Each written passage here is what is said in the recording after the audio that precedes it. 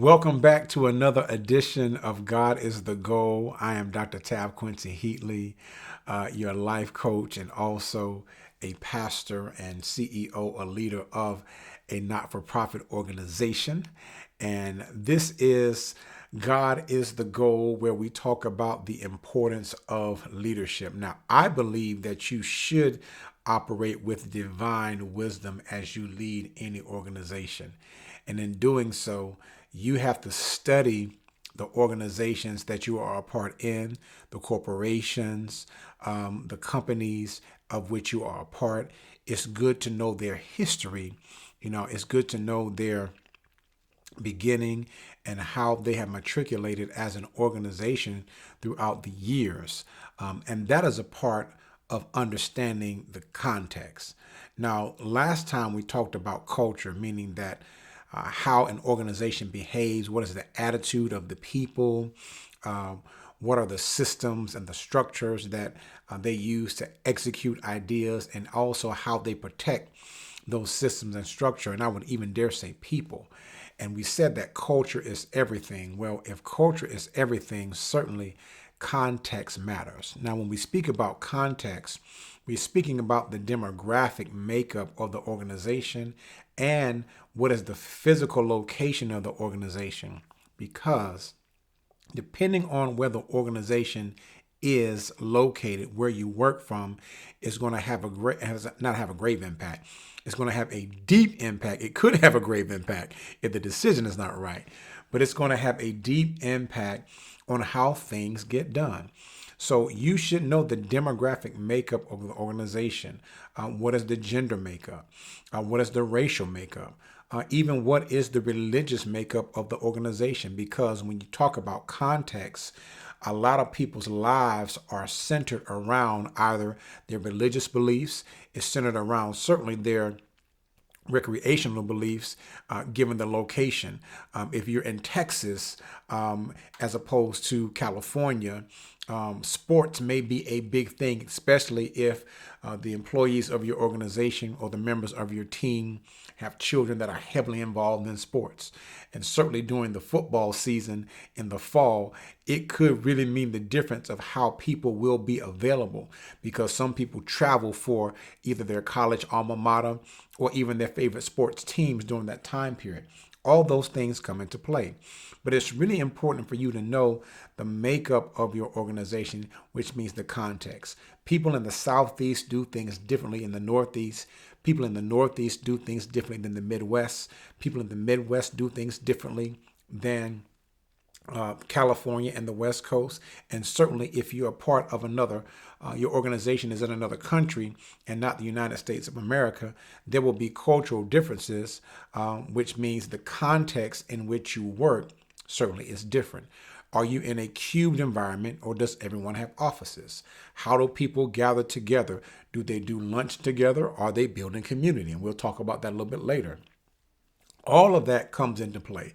I lead an organization in Alexandria, Virginia, and many of the people in my organization, which is run heavily by volunteers, are employed by the federal government. Well, that has a big impact on how we go about our initiatives, because some things come to us are either from, again, local government or federal government, but it also affects the mindset of how people think and how they move and how they work, because they come with that sort of federal government sensitivity. So when they think about budget ideas and policy, my organization is heavily driven by policy, because that is the context in which they work.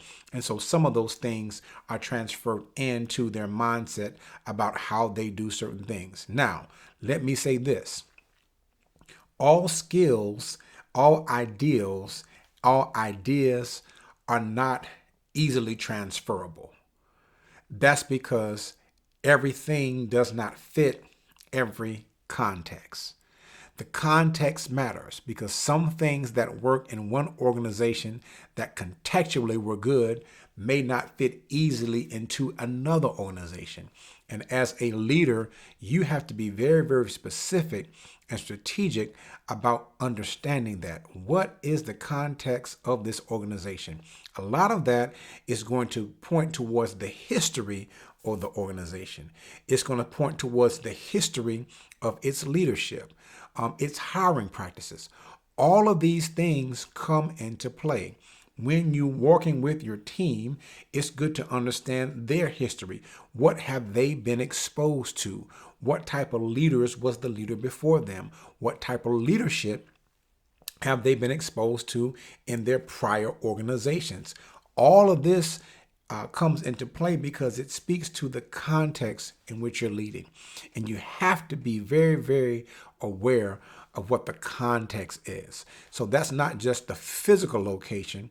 It also has to do with the exposure of your team members and what they have come to know, and even how they view leadership, because that can be contextual. And some of that is directly correlated to their own personal lives and how they have either been hurt, damaged, or even abused in another context, because they may bring some of that trauma with them even in the work environment. Now, I know that it may not be appropriate to speak about that, but anytime you're working with people, you're working with all of them. And I know that some things should be separate from in the work environment, just based on laws to keep things professional. But let's be honest with that. Sometimes people's personal lives come into play. That's why you have HR. That's why you have help to deal with those things. But to understand that better is to be able to understand how to lead individuals. I'm not saying you got to get in people's personal business, because you should not do that. There are laws against that. But what I am saying is, as a leader, it will be helpful to recognize that those could be issues that you actually deal with. Now, you don't press for those issues. You don't do that. You look at the policy of your organization and see you have to work with that. Okay? But context really does matter. And I'm telling you that demographic context of the makeup, of the gender, of the race, and really the location of the headquarters or the location of where you're actually working, it really does matter, because the Midwest office may do something different from the Southern office. If you have an office in Miami and an office in New York, there are going to be contextual differences in the work environment and even the work day and the work week, depending on the location. All of those things matter. And as a leader, you have to know that. Okay. So that's just some little few nuggets on context, because context certainly does affect leadership. The next time we'll get together, we will talk about one of my favorite ones, and that is the climate.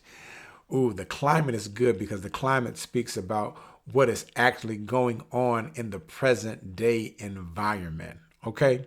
So I look forward to seeing you for our next edition of God is the Goal. Continue to strive, continue to push forward, keep walking in your why, and always seek God for the leadership that you desire to give for whatever organization you are a part of. God is the goal, y'all. Be blessed.